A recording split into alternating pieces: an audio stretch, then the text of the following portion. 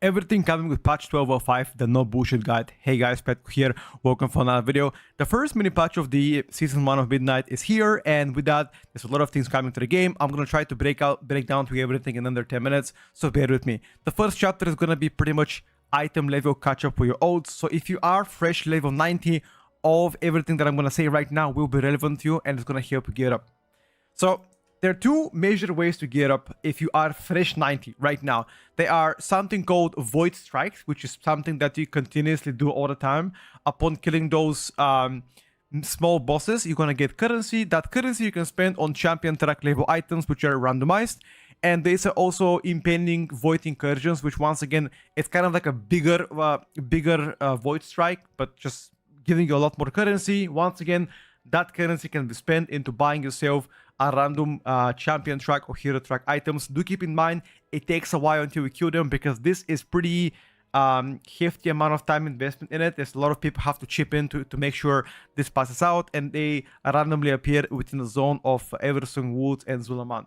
1 week they're going to be here, and the other week they're going to be there. You know, that's pretty much it.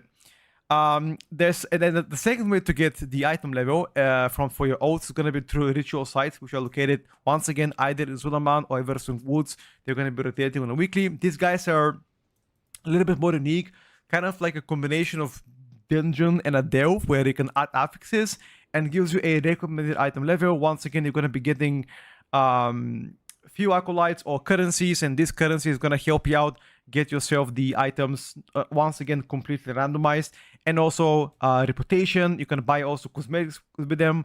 I am not big on cosmetics. I am never covering parts where I talk about, like, you know, transmog and stuff like that, or mounts. So yes, there are gonna be some cosmetics attached to this, but for the most part, if you are person that can consistently clear +5s, +6, +7s and above this, most of this will be absolutely irrelevant. So if I were fresh hitting 90 right now, I would not do a single thing of this, and instead I'm gonna try to get some baseline gear where I'm gonna do Mythic 0 or Mythic +2 and 3, or even Delves. I'll try to get as much gear as possible and try to push my own key and try to get within a +7 to 10 range ASAP, spam that, farm that, and get much better items much quicker. That's it. That is the TLDR, 2.5 minutes, no bullshit. Now, all right, next segment, how to get 298 item level items. Very simple. So first of all, get to the Void Storm area. Right in the middle of it, right here, there is an NPC called Decimus. Now you see the Void cores here transmuted. This week you can have 5 out of 5. If this number right now, as you see this video, is lower than 5, go get it done. You can do it in one character. You can just pretty much spam Mythic Plus, Raiding, Bountiful Delves. You can do it with multiple characters. It's account bound, so it doesn't really matter. One character can do it, for the rest of them doesn't matter.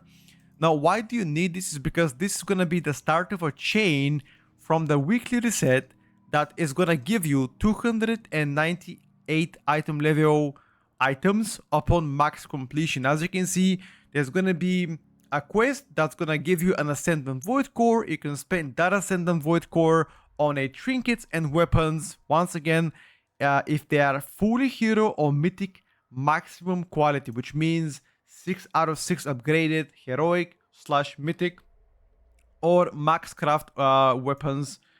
It didn't say maximum quality crafted weapons. It didn't say whether they should be mythic or heroic. I would assume the same, heroic and mythic max crafted weapons or trinkets. They will become Ascendant Void Forge, which again is going to increase your item level to 298. Now the question that you guys are going to be asking me, I know you have two questions. The first one, can I upgrade 2 out of 6 mythic item to max item level? The answer is probably not. You need to have 298. I believe, based on the wording Blizzard is putting, that maximum hero item quality upgrades will be also 298. The same as mythic. I would assume that's exactly what Blizzard is trying to say. I don't 100% know, but based on their wording, it makes sense. Second question is is there going to be difference between maximum crafted items and maximum upgraded items from mythic rating? Because once again, if you didn't know, the max craft items are 285 item level. Oh, okay, this guy's on PTR. 285 is the maximum crafted from mythic item level, and maximum upgradable item from the mythic rate or the great vote is 288. It's a 3 level difference. I don't know. I don't know if you're gonna be 298 for all of them or 298 and 295. We're gonna find out. Whether that'll be the case or not, you're gonna be enjoying much better item level. We don't know how often this event is gonna continue. I would assume every single week or bi-weekly you get access to Ascendant Voidcore. Do keep in mind that is only available for your weapons and trinkets, okay? So you might get it bi-weekly. It is not specified here unless I am missing it out. It could be possible. And that's everything you have to know about this Voidcore. TLDR, make sure you get this one 5 out of 5 before the reset. On the reset, do the quest, complete the quest, get the Ascendant Voidcore, spend the Ascendant Voidcore on trinkets and weapons. Voila! You can use heroic weapon, you can use heroic trinkets as long as they're fully upgraded or fully crafted with heroic and mythic item, you're gonna get the full benefit. That's it. No more, no less. Now, this is something every single one of you have been asking for a long time, aka the bonus rows. So here's how the bonus rows are going to be. Now, you'll be getting limited amount of those bonus rows, which you can spend on mythic bosses, heroic bosses, or even mythic plus dungeons. So how it works is, I'm gonna give an example. You're gonna get those bonus rows natively every single week by default. And let's say you wanna go and get the necklace from Pit of Saron, okay? But then if you look at all of the gear, right, from Pit of Saron, it's like 9 items. If you press that coin, you have a chance to get one of those 9 items as a mythic track item. It costs you 1 coin, and then it gets out of the loot, right? So as you can read here, look at this.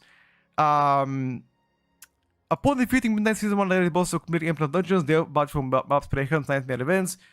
Players may choose to spend their nebulous void cores to receive a random item in appropriate to their loot crystallization activity.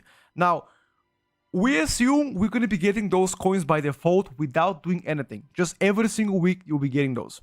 After receiving an item this way, it is removed from the loot pool until eligible items have been obtained on per difficulty basis. For example, receiving the Ranger Captain Iridescent Insignia Trinket from the Crown Dracosmos encounter in the Voice Storm on normal difficulty will not remove it from consideration of heroic mythic. So, again, this is for bosses, by the way, especially mythic bosses, is something that you'll be charged 2 bonus rows. Now, for Mythic Plus, you can gain 1 bonus row. For Mythic rating, I believe, and Heroic rating is 2 per boss. Item level of Mythic Plus rewards from Nebulous Void Cores equivalent to Great Vote rewards from the Keystone level AA Mythic 1 out of 6 at Keystone level 10 and above. So pretty much if you can spend these stones only on plus 10 and above is something that you want to do, not below that. Decimals will offer Nebulous Void Cores to the players in exchange for a choice of valuable resources including Gold, Void, Might, Void Light Marrow, and Veteran Downcrest.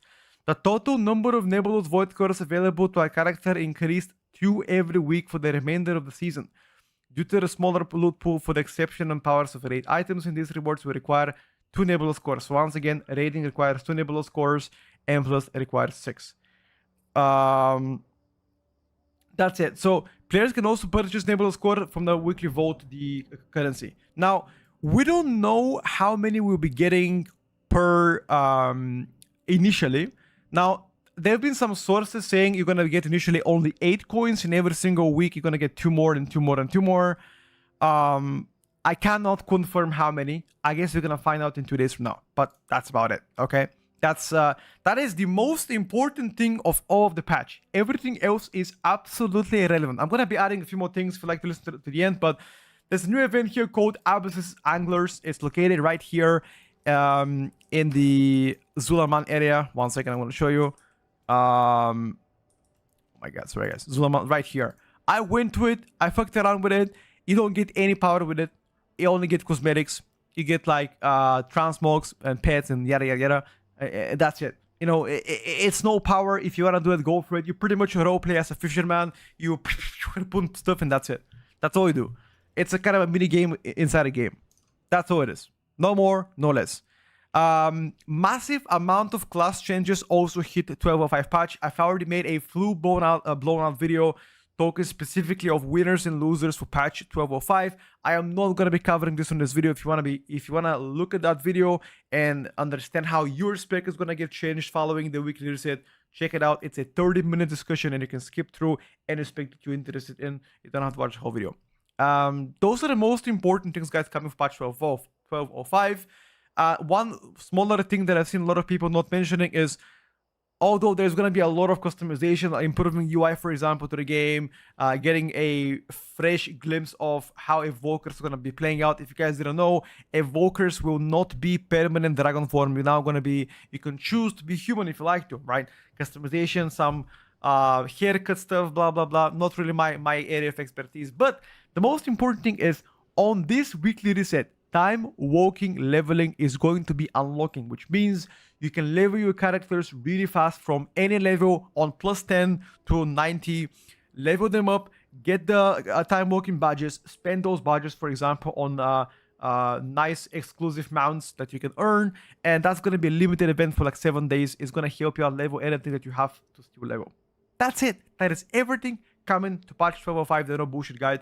I've tried to explain this as plain as I can. If you are still confused, let me know. The biggest confusion here has to do with the bonus roll system, because we don't know how many we will be getting initially. Once again, people have said before 6. Some of them said, I'm not gonna say the number, but you know, the number that is bigger than 6.